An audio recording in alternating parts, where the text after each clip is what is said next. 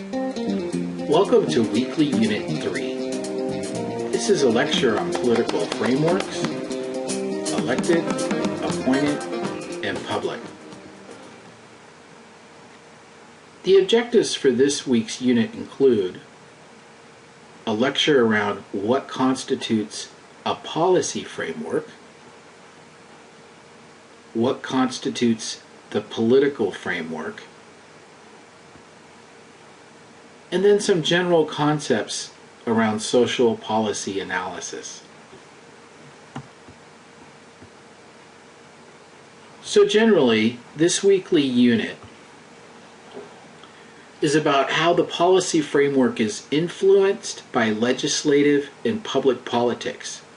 Students are exposed to the political policy and process juggling done by public administrators.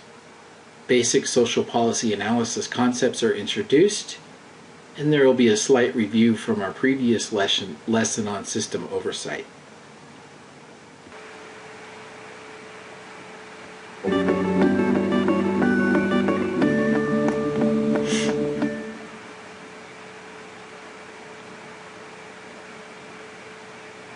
Well, I don't think it's any more difficult than it ever was to get things done. I think that's part of the deliberate design of the 45 men who wrote the Constitution. Remember, their central objective was independence from Britain, self-governance, and the prevention of any established or king-like authority in the United States. They had lived under a British king. They did not ever want there to be an American king. If you look back over history, they've been brilliantly successful. We've had 43 presidents and no kings in American life. And they wanted to disperse authority. They were very suspicious of the accumulation of authority in any one person. We know all the phrases. Power corrupts, absolute power corrupts, absolutely. I think that first came from an Englishman, but nonetheless it was widely believed by the men who wrote the Constitution. And so they devised a complex system to disperse power, to make it hard to get things done. In fact, I believe that the Senate is a microcosm of all of the American political process, because in the Senate it is very hard to get anything done. It's much easier to block things, and I think it's an exaggeration, but captures the spirit of what the founders wanted to do by saying that in order to prevent bad things from happening, they made it difficult for anything to happen. And so getting a bill passed in Congress is not an easy job, particularly if it's controversial, covers a subject that affects large numbers of Americans, and probably rightly so. I was a Senate Majority Leader for 6 years, and I was enormously frustrated on many occasions by the rules and procedures of the Senate and by the difficulty getting things done. But with the perspective that comes with time and not being directly involved in the job, the way I look at it is that if you go back over American history, in the most important tasks, maintaining sovereignty in the people, the preservation of individual liberty, equal justice applied equally to every citizen, opportunity for every citizen, we've done pretty well. Now, there have been ups and downs, there have been mistakes, there have been steps backwards, steps forward, steps to the side.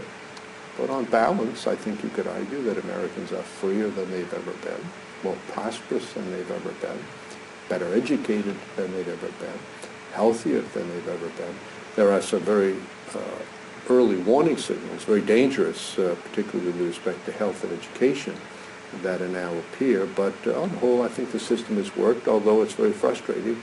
And for those who like to get things done, it's particularly difficult.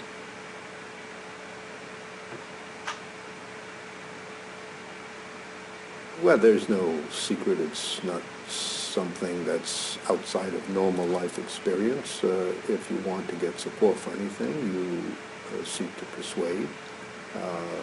You obviously try to begin with a good idea. Before I went into the Senate, I was a trial lawyer. I tried many cases. And I had a very good rate of success. And people say, what's the secret? I say, well, begin with a good case. That's the best way to have success. If you get merit on your side, not always, but more often than not, you'll prevail. And I think the same thing is true in the Congress. I don't remember who said it. I heard Lyndon Johnson say it in a speech once, and I don't know who he was quoting, but he said something like the following. I can't remember the exact words. He said, it's not hard to do what's right. The really hard thing is to know what's right. And when you're in the Congress, this is a very big country. There are widely diverse points of view. There are 535 members of Congress, each of whom thinks that he or she is doing what's right by the country, by one's constituents, so forth and so on. So it reflects the country, and it requires, I think, first beginning with doing something good and right, certainly as you believe it, and persuading others that it is good and right for their constituents and for the country, and then working hard at it. I did a lot. I passed a lot of bills, and I can tell you it's very hard work.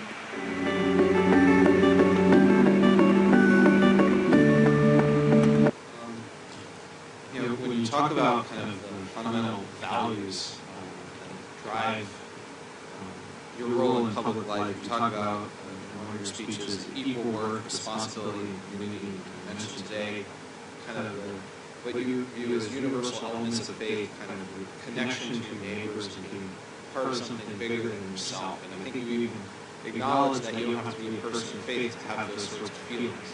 So it sounds as if you're appealing essentially to kind of the essential elements of the human condition, if you will. And so are you suggesting that traditions of faith can be vehicles that help to tap into that essential humanity that we all have?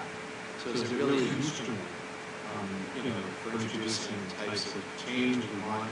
And if so, does encouraging faith traditions to have a much more significant public role, doesn't that also bring in all of the values that aren't shared or universal? Can you have one without the other? So I guess it's two questions. Yeah. I mean, first of all, yes, I am saying that, but I think that faith is one way of rooting public life in a set of clear values to do with the human condition. And secondly, I'm saying that, yes, there is that danger, but that depends on, this is the whole purpose of the faith part of what I'm about. It depends on whether you express your faith. It's a whole exclusion doctrines, as whether you express your faith. It's a set of individual values. Now, there will incidentally always be difficult questions in those things. I've raised one today, which is extremely difficult. And if you're in faith or in public life, some of those questions start to become very acute. I think it's quite uncomfortable for political leaders when organizations take positions on those types of issues that cause a lot of tension. That's true, but I think that is and so there will be something like that. I think that is a relatively small price to pay for what good can come with faith in public life, which is a sense that there is something kind of more important than all your constituents. And I suppose what I'm really saying is that the way I think this is completely aligned with the modern role of globalization is that my theory is that globalization only works if it is infused with values of equity and justice. And so that's why I say you get to the point of national and likely national self-interest, meaning that you can take down these values. So if you are taking values, it actually it improves your chances of advancing in the modern world. So let's go back to last week and where we left off on our model. So we were able to graphically depict system oversight and the authority within that oversight as follows. We have the mental health system that is managed and administered by an administrative entity that is influenced by federal, state, and local governments.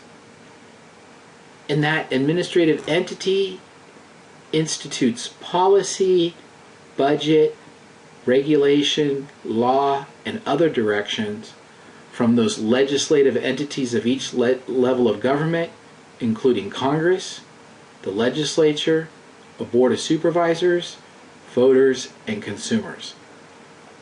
So you will recall that this actually represents the foundation for the course, that this model essentially represents policy and how it's formed and implemented.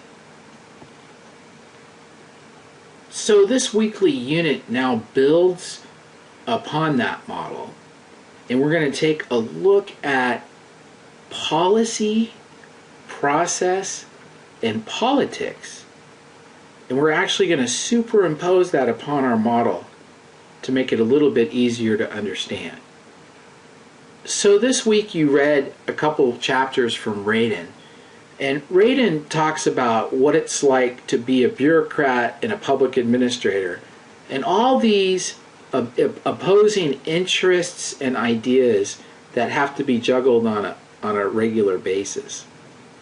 And so the first chapter, chapter 4, takes a look at our model that we've created in this class through a policy lens. And chapter 5 looks at that model through a political lens. Now, Radin uses the federal level as the context for his discussion. And specifically, he uses the Federal Health and Human Services Agency as the context for his various arguments. And the idea that he's trying to get here is to get you to think about the administrative unit that exists between the delivery system and those various levels of government. So that bubble that was in the middle of the model that we created. And as a person who works in that bubble on a daily basis, there's a lot of things that have to be juggled, as you could imagine, because you are the in-between of the system and the folks who legislate, regulate, and fund that system. And each ends of our model are dramatically influenced by a number of things, all of which the manager or the mental health director has to be able to keep the pulse of, recognize what is happening when and where, and to be able to juggle all of these different things that are occurring at any given time. So let's take Radin's chapter 4's policy lens and let's impose that on the model that we have. So here's our model, and if we look at our model through a policy lens, we're essentially encapsulating our entire model, because all of the model is involved with policy, either policy development, policy implementation, or policy execution, and perhaps and hopefully even feedback all the way back to the beginning to help formulate better policy next time around. So when we apply the policy lens, we are really looking at the whole model. But then we can split that model roughly in half as depicted here. And the reason for that is because most of the activity that is occurring on the right side of the line is political. And most of what occurs on the left side of the line is related to process. Now that naturally makes sense for the right, because clearly members of Congress, the legislature, the board of supervisors, and voters are going to be very political animals, very much involved with politics and influenced by politics and personal values and party values and population values and that type of thing. And as we move left across our model, we begin to enter more of the process realm of policy. It's not to say that politics, such as organizational politics, more commonly known as office politics, are going to influence the policy process on the left side of our model. And you'll recall that I also talked earlier about, the manager and the administrator themselves, if they're really good at what they do, they are true implementers and not necessarily leaving their own thumbprint on the implementation of policy. But many administrators and managers are political appointees, so they were appointed to oversee the system on behalf of the politicians. And so they may actually impose certain values in the implementation of policy as it occurs on the left side of the line. But typically, the left side of our model is a true process model where implementation occurs. The policy's already been formulated. Variances now are occurring relative to how to implement rather than the policy itself.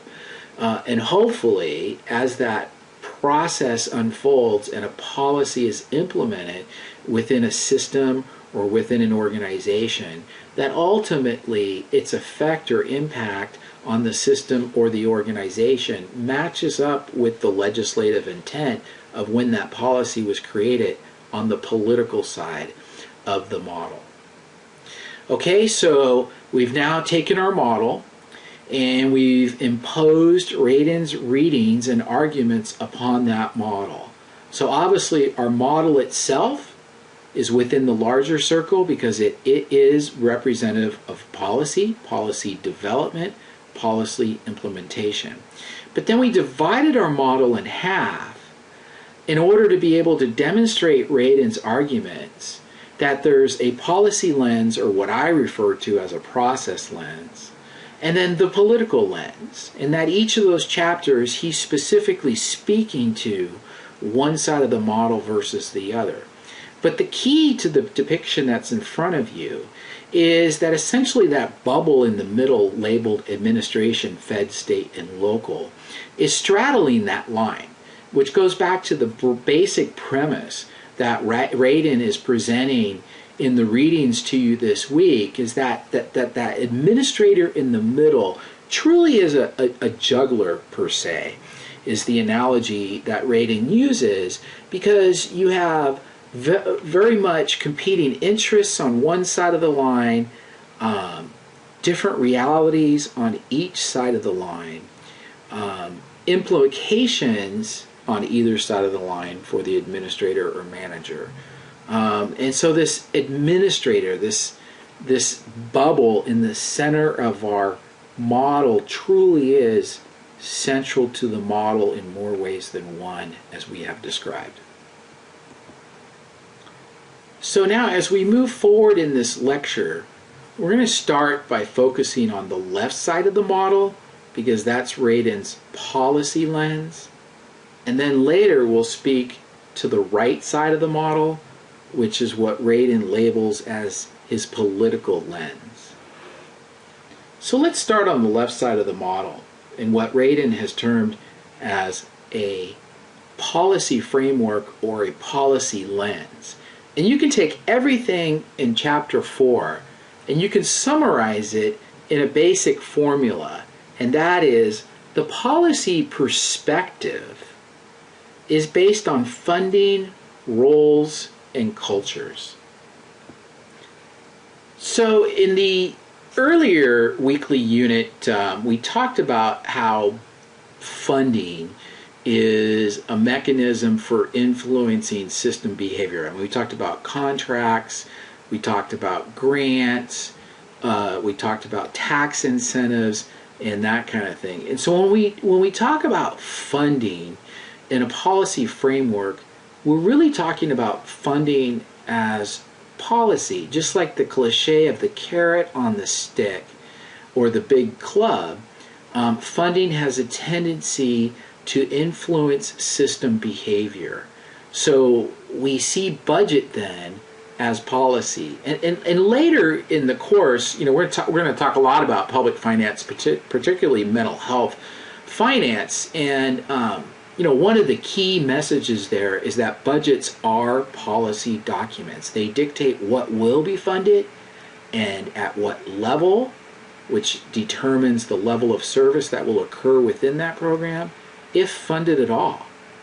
Funding could kill a program by having its funding cut, or funding can actually result in integration by splitting funding between two separate entities and forcing them to integrate in order to maintain an adequate level of funding. And when we talk about the roles piece of this formula, what we're really talking about is the guidance and the standards that the folks operating within that policy are held to. And then cultures, really, in this case, as I mentioned earlier, when we're really thinking about operating on the left side of our model, we're operating within a system. And so within a system, we're going to have a culture and a series of subcultures, such as the culture of an organization delivering mental health services. So you think about a county department of behavioral health, and clearly there's an organizational culture within that department that is distinct and different from, let's say, the sheriff's office.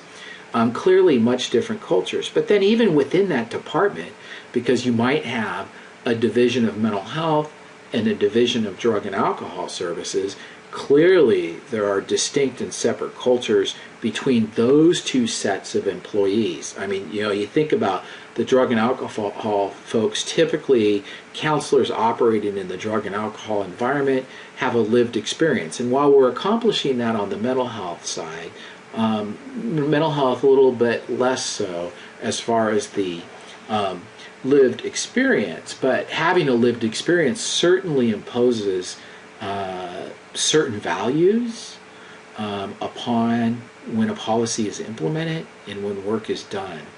So when you put all of these together from a policy framework, or in the model as what I labeled as a process framework, funding, roles, and cultures clearly play a central defining role to that particular perspective or lens. The policy at the federal level is typically implemented through the allocation of federal grants. And so, these funds are used to implement programs at other levels of government in order to meet the objectives of the policy that authorized the funding. And Radin talks about kind of defining this and throws out a couple approaches related to funding as policy, and talks about redistributive, regulatory, or distributive. So redistributive is, that's the result of zero-sum politics, where someone won and someone lost, right? Because we're going to take something from one side or from one population or for one group, and we're going to give it to another because they didn't get it, they didn't achieve it, or something kept them from being able to access it.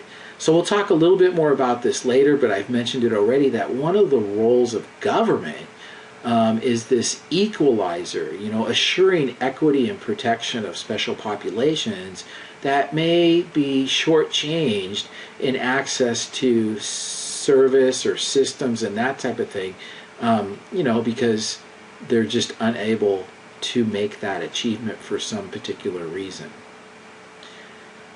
Now, regulatory is to limit or control the behavior for the community's benefit, all right? So typically we create a law and we say, thou shalt not drive drunk. And really, we don't necessarily do that because we're trying to protect you from hurting yourself when you're drunk. We do that to protect others from being hurt by you when you're drunk. So typically, regulation law is really created for the greater good and for the benefit of the whole. And in this case, we're talking about regulating behavior and activities so that it results in community benefit. And when I mention distributive, that's when there's encouragement to move in a direction, okay, a little bit more like the carrot on the stick.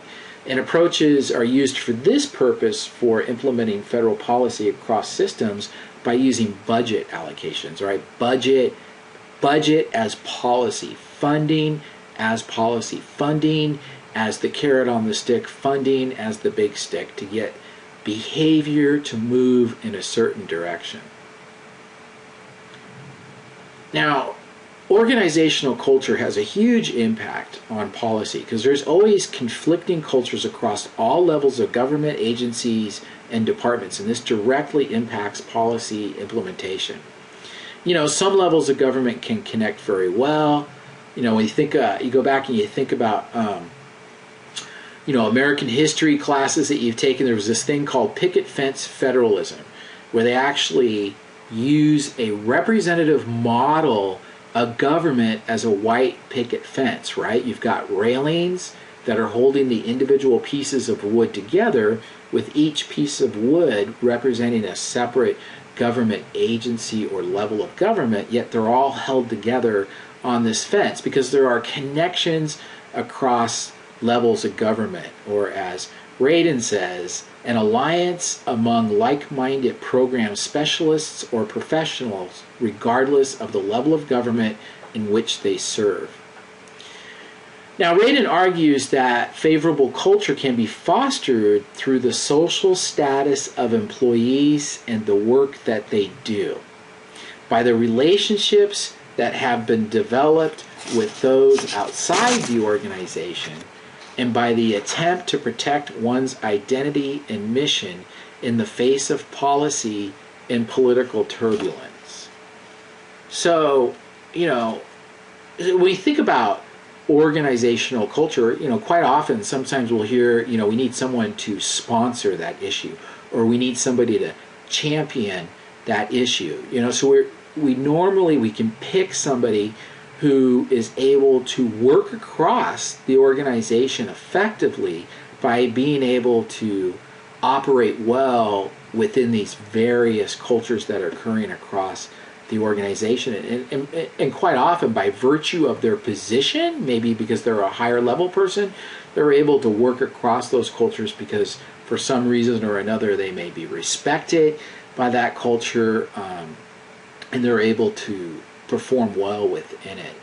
And clearly relationships are key to all of that.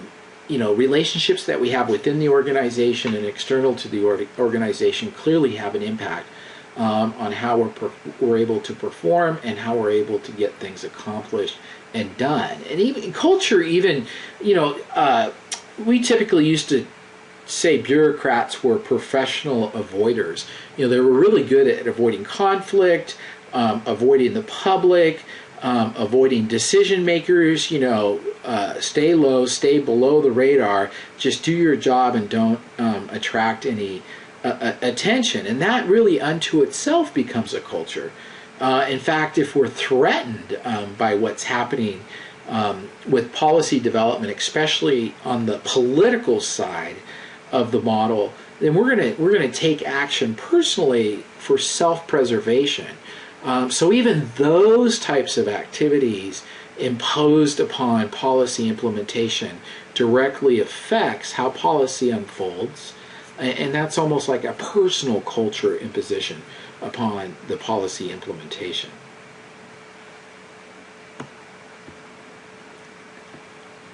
So let's turn our attention to the other side of the model, and specifically Radin's chapter 5, which can be summarized under the following formula: that the political lens, or the political perspective, really means special interest groups, decision makers, administration, and constituents.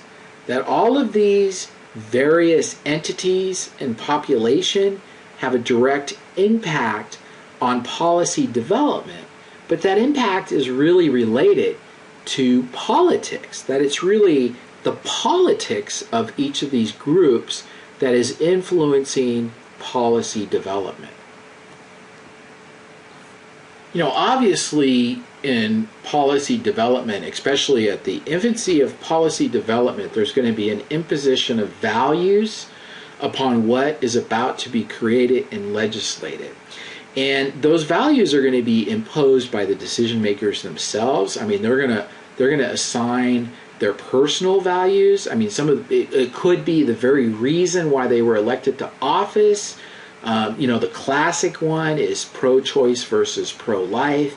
Obviously, a pro-lifer is not going to support any legislation related to the allowance of abortion, and is going to support legislation that reduces funding for those types of activities, right? So classic personal value imposed directly upon a decision. And then, I mentioned earlier that managers and department heads and administrators, many of them are political appointments, and many of them may not necessarily have full public administration training, and as a result have a tendency to impose their own personal values on receiving and implementing policy from the decision makers.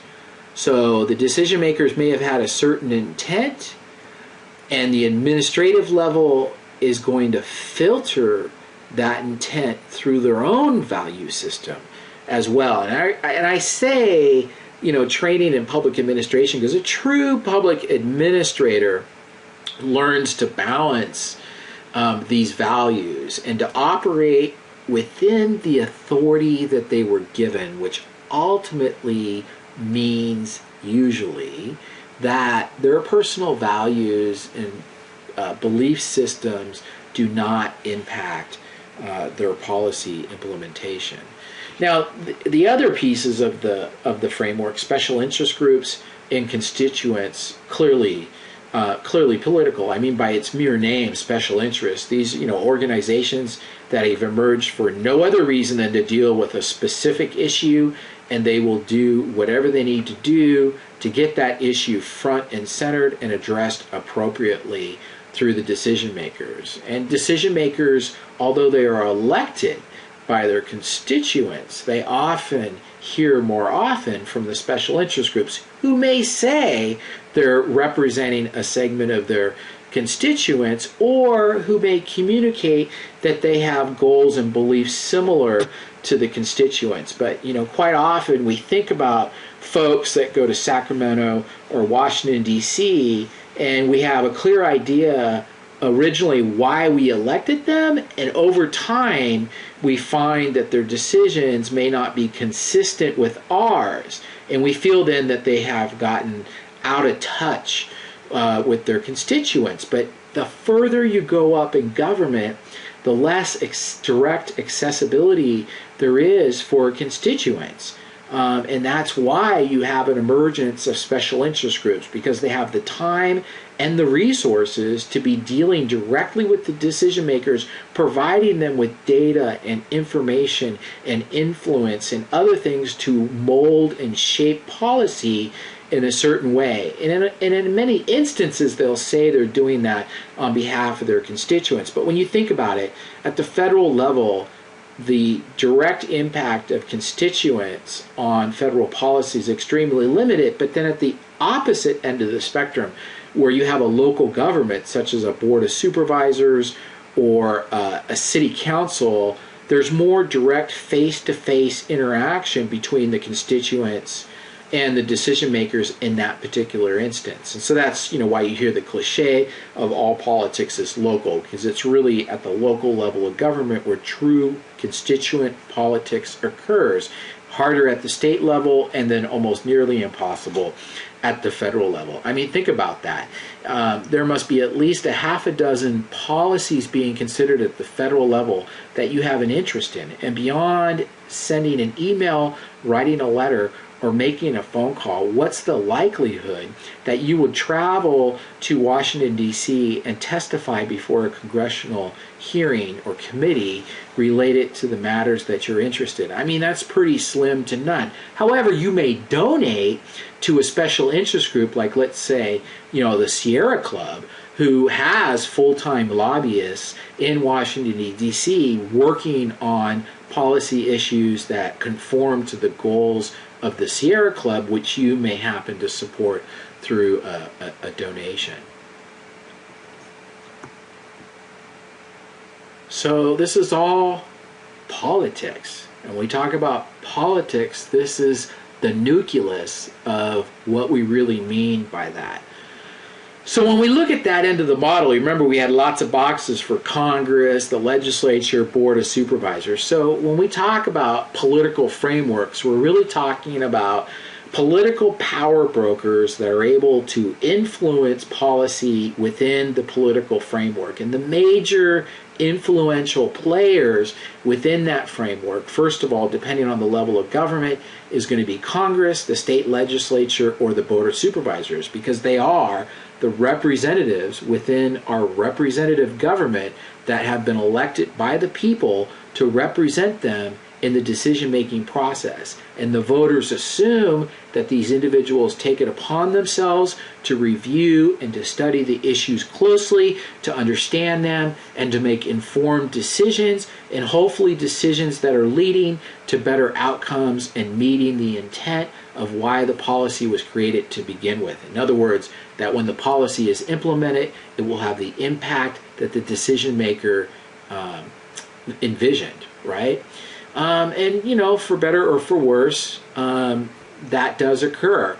But you know, think about it. It's a large system. It's a large framework, and there's a lot of influencing going on. And some people are better at it and have more resources to do it than others. You know, and then there's other real key players, and one that comes right up on the bullet list there as a local influencer is the Mental Health Advisory Board. So every county mental health department has got to have an advisory board or a commission. And in many counties, that's combined with drug and alcohol. In Glenn County, where I work, it actually encompasses everything. It encompasses public health, HIV and AIDS, drug and alcohol, mental health, and environmental health services. So it's a unified, integrated board.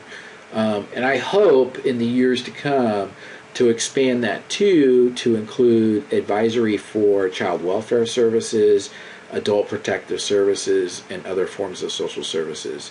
But when you think about it, the Mental Health Advisory Board is statutorily required. So it is an advisory body created at the local level to directly provide recommendations to the political decision makers.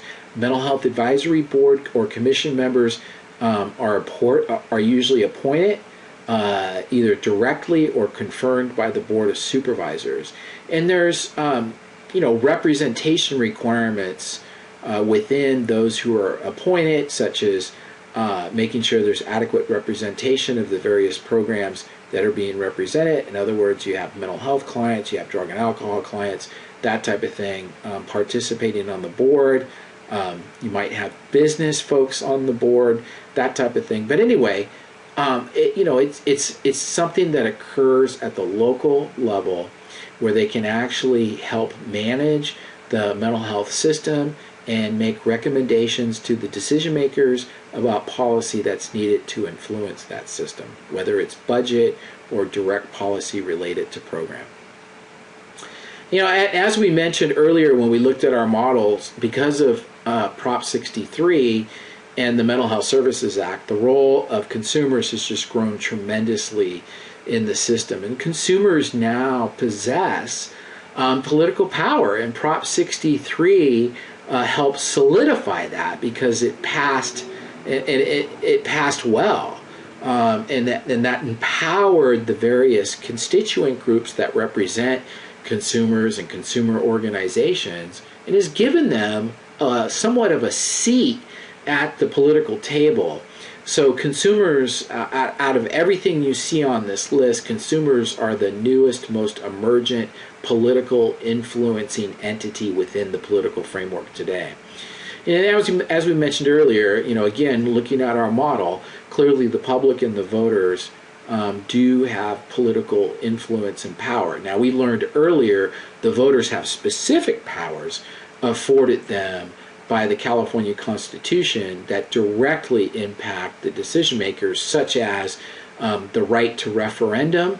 So if you don't like a decision a legislative body has made with sufficient signatures, you can put that to a vote of the people. recall, where if you're totally dissatisfied with the service of a politician and it's so bad that you can't wait till the next election, then you actually have the right, with sufficient signatures and sufficient number of votes, to physically remove an individual from office. And then now we have the power of the initiative, or more commonly in California known as proposition, where we can actually legislate through the ballot box, both good and bad, take it or leave it. It's still a direct power afforded only to the voters and the public. And clearly, based on what I've already said here in this lecture today, associations and interest groups. Now, when I say associations, I'm talking about organizations that represent a particular professional segment of the system that represents that professional segment within the political framework. All right, so NASW, National Association of Social Workers, is a prime example of that. Your interests as social workers are being represented at Washington, D.C. through the NASW or through the California chapter in Sacramento. So issues that either come up or need to be raised typically are filtered or come from an organization such as that. In California, we have the California Mental Health Directors Association. We have CADPAC, which is the Drug and Alcohol Administrators Association. There's the California Welfare Directors Association. There's the County Health Executives Association of California that represents public health professionals. These are all what we call affiliates of CSUC, the California State Association of Counties. So it's a group of associations that specifically represent counties and county programs that are a direct player within the political framework by providing information and advice directly to decision makers when they're considering an issue, or perhaps even raising that issue itself and throwing it into the legislative hopper because it requires a legislative solution. And typically associations are in the best position to be able to introduce that type of stuff if there's not a standalone legislator that wanted to introduce it as their own particular idea. And then lastly but not least, as we mentioned before, the role of interest groups. So Radin chapters 4 and 5 does a really good job of imposing some specificity to the model that we created in class by creating this policy and political lens, and that clearly divides our model into two halves, representing that part of policy formation that's truly political and that part of policy implementation that is less so. But then Radin also throws that within the context of the person in that bubble in the middle of our model, the administrator, the manager, the department head. They're truly jugglers because they're juggling all of these competing interests. They are juggling the funding, the roles, and the culture. They're juggling the special interest groups, the decision makers, and the administration. And they're juggling with the political actors, such as their constituents or their elected representatives. And this whole idea that administrators are accountable jugglers because they juggle policy, politics, and process. So in my role as a member of the Chico City Council, I clearly operate on the political side of our model. I am directly influenced by special interest groups in the community that are constantly bending my ear about a particular thing, especially organizations like the American Lung Association, who's usually looking for some kind of tobacco regulation, the Chico Police Officers Association, which is typically looking for some type of raise or benefit for their personnel in the employment bargaining negotiation process. I might hear from the North Valley Hockey League about a facility that they want to build. I might hear from the Interfaith Council around something that the churches want to do. I might actually deal directly with the Hmong community, with an issue that they have with the city, and all of these things influence the decisions that I make. But ultimately, because all politics is local, a lot of the give and take on policy development occurs at the podium, where individuals get up at a public hearing and make their arguments to council around why something should be one way or the other. And then think about everything else that's behind that also influences the politicians. So while those people are at the podium speaking, in most instances that's being broadcast live over our local cable network, which is then picked up by news media outlets. So you might have somebody chastising the city council for meddling in the elimination of single-use plastic shopping bags, and a few hours later on the evening news it's being broadcast as a newsworthy story where you have somebody putting the council down for wanting to ever do something like that, which directly influences council's behavior, because now we went from a room full of people arguing about a basic issue to putting it out in front of the entire community. And in that particular instance, it's going through the filter of the news media, which will pick and choose what they feel is appropriate for the public to know. And by that point, we have a debate that's occurring in the public, which is usually based on limited information and what's being touted in the news media. That has a direct impact on policy formation, the ideas that people formulate around certain policies, their perceptions, all influenced by that type of thing. And then I think about my career where I'm operating in that bubble, and so now I've taken one step closer to process and one step away from politics. But in that role, I mean, it's even more amazing because I have to deal not only with the political perspective, but also from that policy implementation piece where, I have to do my best to implement the policy as the legislative body intended, but that policy may not necessarily reflect what's actually occurring on the ground, and to truly meet the legislative intent is not always possible because the policy formation did not necessarily accurately reflect what was occurring on the ground, or what we would more commonly call reality. And then we're stuck in a position of trying to implement that policy in conformance with the intent as best that we can. We may be filtering that through personal values. We may be implementing something we personally don't believe in. And therefore, are we really implementing it with a significant amount of enthusiasm, or are we being mediocre in implementation? So clearly, who we are, what our values are, how we perform in that middle hub of administration directly impacts the political and the process framework. It's very common for me as a mental health director to actually have consumers come meet with me directly from time to time. I had a consumer meet with me a few weeks ago, and we sat down and composed a list of concerns and grievances. I think there were about 12 of them, really about why certain programs were being done, the time of day that they're being done, the availability of transportation.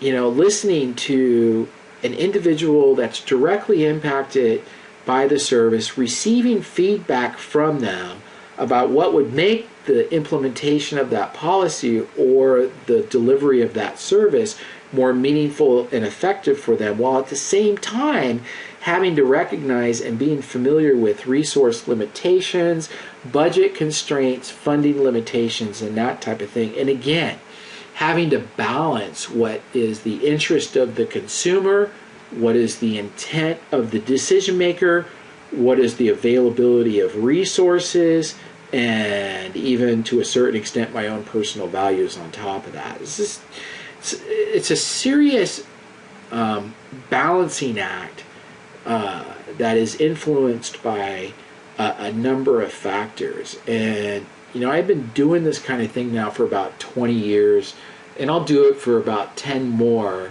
And I think about it as I get older. I mean, geez, there are just some days when I just don't look forward to what the day will hold, because at some point or another I will be hit not by one, not by two, but by multiple situations that are a conflict of various interests requiring a solution. I think that's kind of what we do on a daily basis, and think about all those factors that influence how we make a decision. I mean, even right down to, I'm sure you do what I do. If I decide this, then that will happen. Or if I decide that, then this will happen. Who will I upset? Who will I make happy? What's most cost effective? What's the most program effectiveness? Just think about all of those competing interests. And when you can think about that and comprehend that and think of examples in your life related to that, now you're operating within the political framework of policy.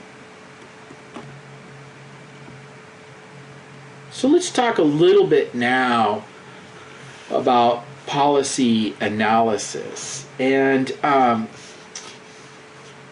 the Gilbert reading provides a number of things to think about when we think about social policy analysis. By now you've got a topic that's been submitted for your policy analysis. You're beginning to work on your policy paper outline. And so, as we move through the series of assignments around policy analysis, we gotta pause for a few minutes and really think about the various approaches that exist out there towards social welfare policy and that type of thing. And that's what Gilbert Chapter 3 does. So Gilbert Chapter 3 presents a potential framework for social policy analysis. Now, we've been talking about policy frameworks and political frameworks. So what's a framework in which you can operate within policy analysis? And so, like Radin, Gilbert argues that there is no single element of policy design, but instead there are several lenses at which we can look at policy. So just like we've looked at the model central to our class, we imposed Radin's concepts upon that as far as looking at one half of the model through a political lens and one half of the model through a policy process lens. And so Gilbert argues that exact same thing, that you really should look at policy from a number of different lenses. Doesn't mean that you would incorporate all of those lenses into your analysis. It's more meant to be a guide as to what is the best way to look at the policy that you're analyzing in order to be able to come up with something that is comprehensible, easy to understand, and makes sense both to you and the person who's reading your analysis. So Gilbert argues that most social welfare policies are a benefit allocation mechanism that is outside of the economic marketplace. In other words, it's public sector rather than private sector. And so really, what does that mean? Benefit allocation mechanism outside of the economic market. So you go back to our first weekly unit, you'll recall that we talked about one of the things that government has to do is protect the underclass, look at distribution of resources to populations who would otherwise not have access to those resources.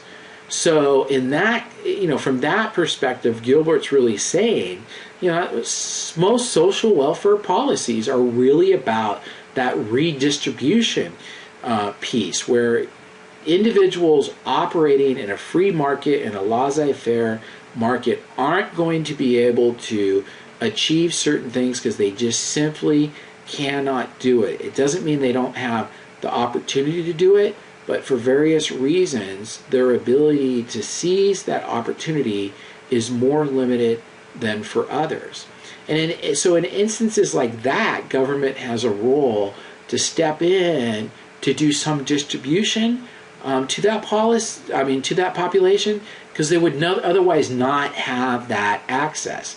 And clearly, it's a correction of flaws in our economic market. So we specifically had a little bit of this discussion earlier in the course, and so Gilbert is now reinforcing that. So think about that. We've looked at a couple different authors imposing their arguments on the same central theme. And there's more than one way to argue it, yet there are similarities between the authors. So same thing in policy analysis.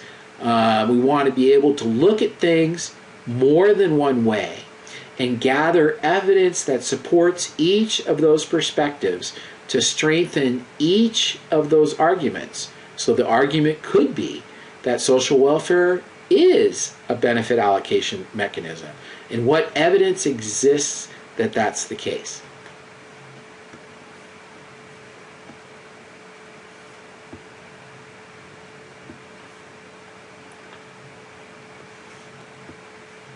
So Gilbert is kind of saying, like the what, whom, how, and cost.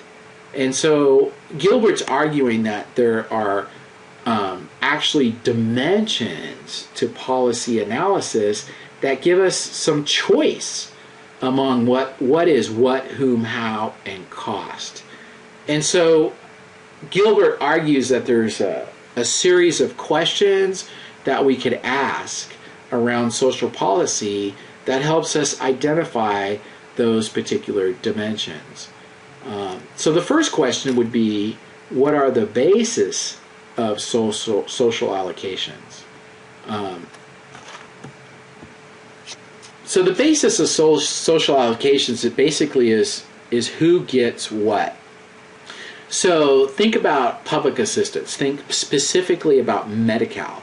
Medi-Cal has eligibility criteria. So that is a basis of who gets what. Think that, Medi-Cal only covers certain age groups and certain people, right? Not everybody is eligible for Medi-Cal. If you're over the age of 65, you wouldn't be. And so right there, Medi-Cal funding allocations would never go towards individuals of 65 years of age or higher rather. So the basis of social allocations refer to the choices among the various principles upon which social provisions are made accessible to particular people and groups and society. So what are the types of social provisions to be allocated? And just think about that from the perspective of like Maslow's hierarchy of needs, which we've talked about before, those basic elements of safety that are needed in order for a person to be able to achieve other types of needs. And those basic needs need to be met first, right? Food and shelter, safety, that type of thing. So what are the types of social provisions to be allocated? What are the strategies of delivery for these provisions? So when you think about what are the strategies, that's the how. So when we're looking at this dimension of social policy, a policy or guideline is operationally expressed. Okay, so in this instance, social policy is promoting a particular practice, perhaps an evidence-based practice for the solution of the delivery of a service. So think about, there's just been a lot of arguments lately in the media around kindergarten and transitional kindergarten, and the fact that the state can't afford to do that anymore, so they're actually looking at reducing costs in that particular area. But what was the original intent of creating it? It was based on evidence that demonstrated that the younger a child is introduced to structured learning, the more effective and successful they will be over time when they're going through school.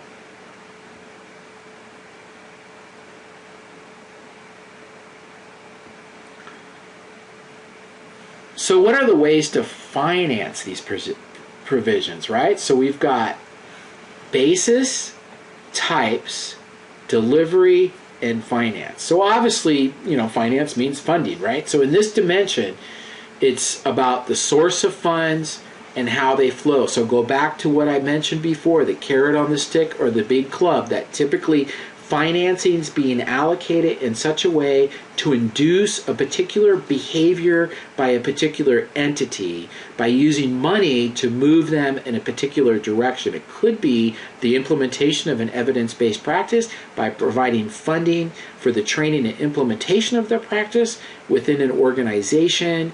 It could be to fund a new activity in order to move that organization towards a new form of service delivery. So finance becomes a key tool in doing that. All right, so the basis, the types, the delivery, and the finance. So Gilbert is arguing that the dimensions of policy analysis are identified as the basis dimension, the type dimension, the delivery dimension, and the finance dimension. So let's actually apply that now to the framework of policy analysis over time, and we can actually articulate it as 3 axes, right? So the first one is the basis of social allocations has changed from selective policy to a policy that is universal. So, taking into consideration the basis, the types, the delivery, and finance, we can actually study policy across these 3 axes. So the range of alternatives within each of the dimensions listed above, the social values that support these alternatives, the theories or assumptions that underlie them. So when you think about these 3 statements in policy analysis, they help provide to you a framework in which to analyze that particular policy, right? We've talked quite a bit about the impact of values on policy formation, which is exactly what B is saying right there. And then theories and assumptions that underlie them. An assumption, exactly like what I said earlier with the early kindergarten, that we're actually, the underlying assumption is the sooner that we introduce children to structured learning, the more successful they will be over time and more likely to graduate and move on to higher levels of learning.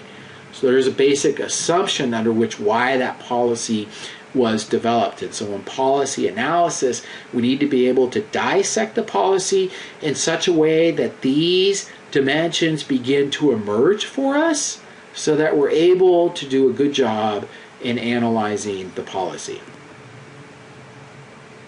Okay, so I jumped the gun on this slide earlier, but when we apply this framework now to the substance of social policy over time, we can articulate each of the dimensions as follows. The basis of social allocations has changed from a selective policy to a policy that is universal. Okay, so what does that mean? Now, what that means is looking at social policy over time, that initially the provision of social welfare was very selective. Only certain populations were given access to assistance. The most common that we think of, the age-old political strategy, frail elderly and vulnerable children. You work on any policy or piece of legislation in Sacramento or Washington, D.C., and if you can hang that policy on frail elderly or vulnerable children, your policy will have a higher rate of success. Because we think about the basis or the origin of social welfare, a lot of it had to do about providing assistance to a very select portion of the population that was unable to do it for themselves. Think about mental health history, mental illness history over time, and how we had almshouses to institutions to community mental health centers. That policy changed over time. It was originally in response to a certain segment of the situation, or the population, for which there was no solution, and over time it became bigger and bigger, and then eventually it disintegrated. Now we think about health, for example. We have had health programs in the United States that have primarily focused on elderly and on children. And now we're moving towards a closer form of universal health care with the Affordable Care Act in 2014. More people will have access to a social program related to health care. So health care started out with a selective population, and over time it grew into something bigger and more universal. The nature of social provisions has evolved from intangible and limited to concrete and diversified. And I think that speaks for itself. The evolution of the service delivery system has gone from public and linked to income maintenance, to public, to private, and freestanding. So similar to social allocations being very selective to becoming more universal. So you think about healthcare reform, and we're not reforming public health service delivery systems, we're reforming all public health services systems. In fact, one of the components of the Affordable Care Act is the creation of what is called an ACO, an Accountable Care Organization, which is kind of this overarching, kind of like utilization review and quality assurance organization that would be overseeing and cost containing and auditing not only public sector expenditures but private practice as well, because the financing models in healthcare are going to change tremendously under the Affordable Care Act in the future compared to what they are today. I mean, today we're typically fee for service. You go in, you have a session, you pay for that session, or you get paid for that session, right? Under healthcare reform, financial models are more case models in which, an individual has a diagnosis, and we know that there are various approaches to dealing with that diagnosis, and typically certain things can be done that will have an impact on it. And in other words, there is a limit to what can be done, and the financing model reflects that. And if we don't achieve that a limit, there's not going to be more money. There's only so much money provided for a particular thing. What's different, in addition to that, is a lot more goes into prevention to keep the particular situation from arising at all. And in fact, the financing model, talk about funding as policy, the financing model is very, very much supportive of preventive activities. And the more you prevent, the more you make.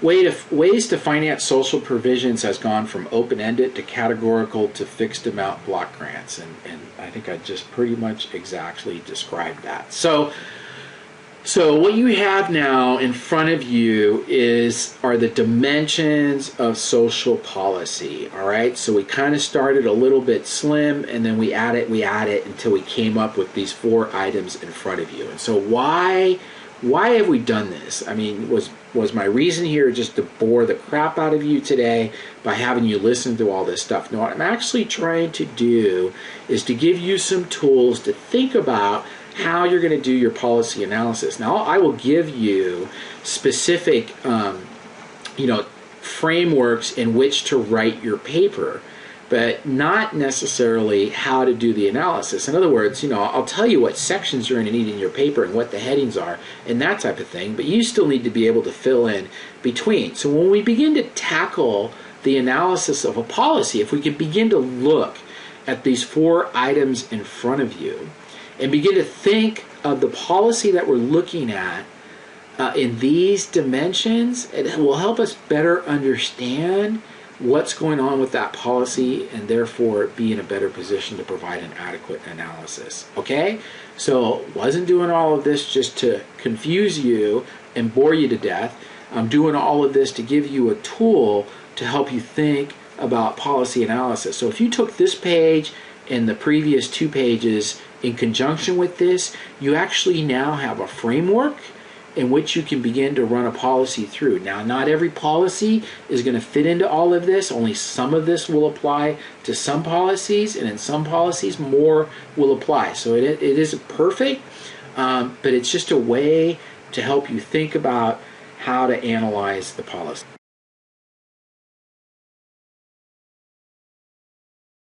Fundamental values drive your role in public life. You talk about in one of your speeches equal worth, responsibility, and community. And you mentioned today kind of what you view as universal elements of faith, kind of the connection to your neighbors and being part of something bigger than yourself. And I think you even acknowledge that you don't have to be a person of faith to have those sorts of feelings.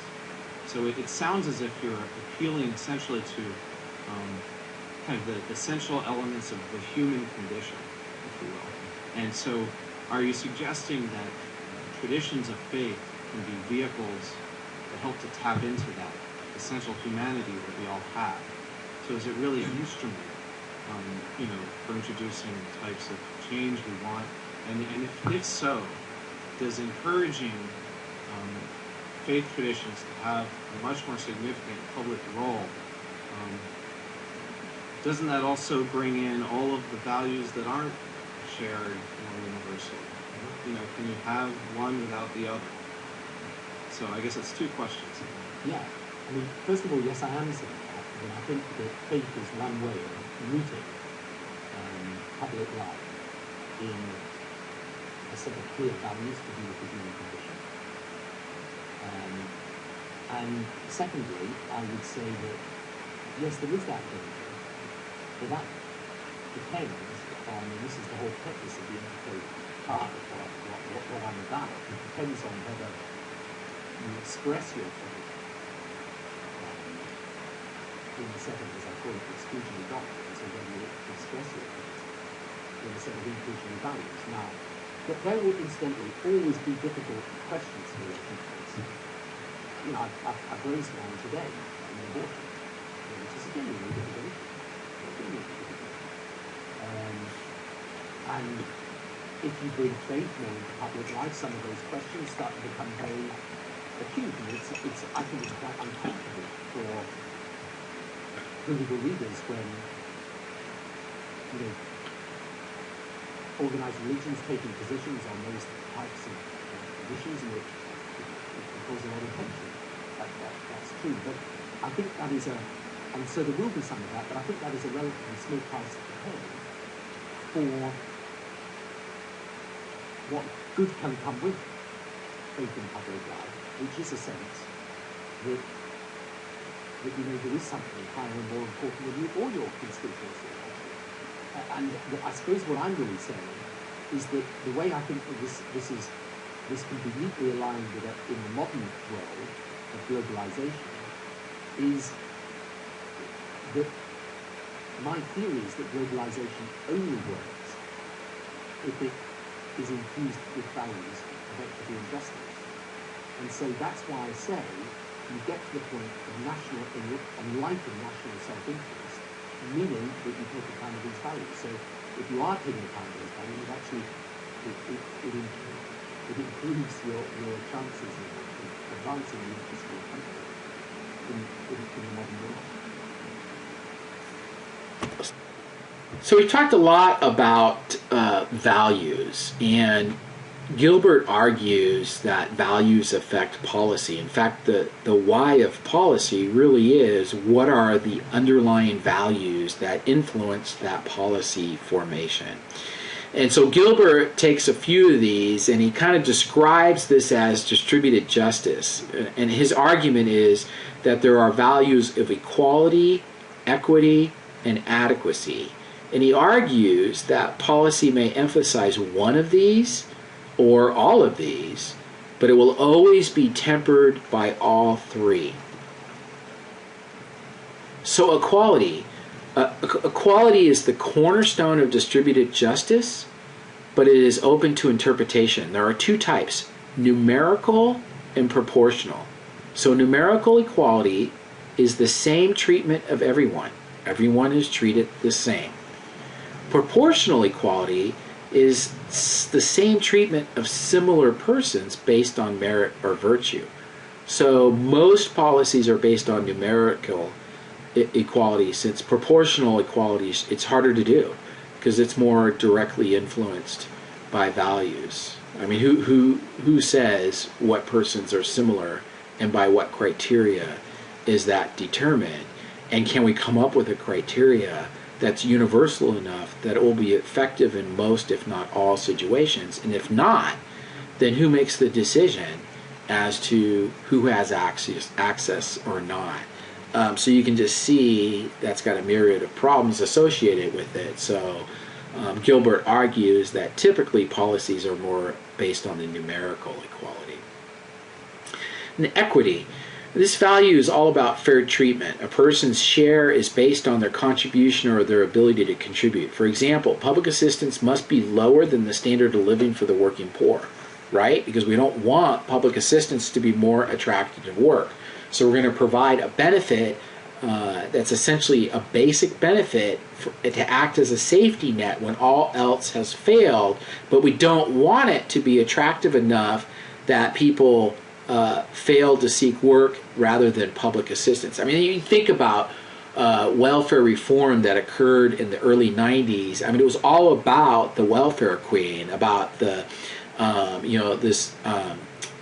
typical middle-aged woman driving around in a Cadillac, collecting welfare checks from various agencies and creating a career out of that. I mean, that was what drove welfare reform, which really the main piece of welfare reform was the need for people who seek public assistance to be involved in a work activity, whether that's training, work preparation, or actual on-the-job experience. So Gilbert asks if motherhood should be considered as an occupation. It may be cheaper to keep a mother at home than to pay for childcare so they can work.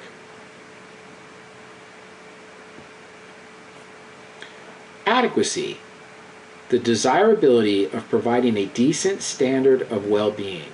What is the intrinsic dignity or value of the human individual? The federal poverty level is one example, although that's a really poor example because the federal poverty level, the calculation for the federal poverty level has been around forever and hasn't been updated. In fact, there's actually quite a few efforts afoot right now to totally change the federal poverty level and to give it other criterion that make more sense for today's reality. And but what isn't adequate? So going back to the previous argument about welfare reform, so we wanted to put an end to people who were making a career out of welfare, and we've got to make the benefit lower than a standard of living, which is typically the standard of living for the working poor. Because when you think about the federal poverty level, holy moly, the federal poverty level is so low. I mean, that's lower than the working poor. When you think about all of that, then what's adequate? And how do you determine adequacy? By what value? What values help us look at adequacy through different lenses? And what may seem adequate to one person may seem very inadequate to another. In fact, even virtue of geographical location. A standard in one location may be adequate, but in another location, due to cost of living, it isn't. And how do you account for that? And what values do you impose on even determining that there should be a difference based on geographic region? I mean, think about all of the value systems that affect our decision making today. And how do you sort through that when you're delivering a public good and service to land on something that is widely accepted as possible, still allows you to implement a policy and to implement it in an adequate way to achieve the impact that the legislative body intended? How do you do that? Whose values? Is this really the role of government? Does the free market system allow for this to occur on its own?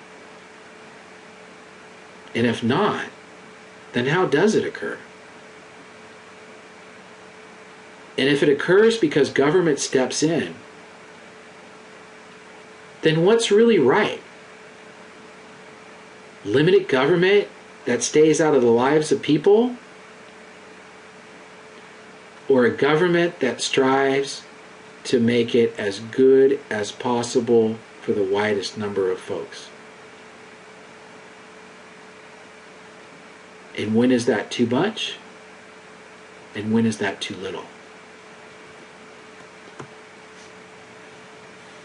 So there's an assignment 2 section in this module that will provide you specific directions on how to do a policy outline, but just really think about it in the following way. So if I were to write a framework for that outline, it would include the following. Number 1, a brief description of the policy to be analyzed. 2, problems and issues identified. Keep this narrow so that you don't do too much work. Identify 2 or 3 reasons as to why the policy came to be created. Number 3, what's the historical context? Describe how the policy came about, who was involved, why it was taken up to begin with. Number 4, policy objectives. What did this policy set out to do? What were, say, the top 2 or 3 main objectives that the policy hoped to achieve? Number 5, critique of policy response to meeting objectives. So did the policy work? Do we know it worked? Why not? Are there any examples that it actually worked? What are those examples? And lastly, number 6, conclusion. What is your conclusion about this policy? And more importantly, if you were the creator of that policy, what would push Bill Clinton from office for lying about an affair at the very same time that you were leading that charge, you were having an affair? Isn't that hypocrisy? No, isn't that hypocrisy? No, isn't that hypocrisy? No, did you do that's different? So to summarize this weekly unit, we looked at the policy framework, specifically from right in Chapter 4, and then we looked at the political framework from right in Chapter 5, and we imposed that upon the model that is central to this class. And then we looked at the information from Gilbert, and we started talking about concepts of social policy analysis, and we established some dimensions that are merely suggestions to help you look at the policy that you've chosen in your topic, to look at it from different ways to help you analyze it. And then I gave you a basic outline for a social policy, that all the different components that you really need to take into consideration when you do a policy analysis.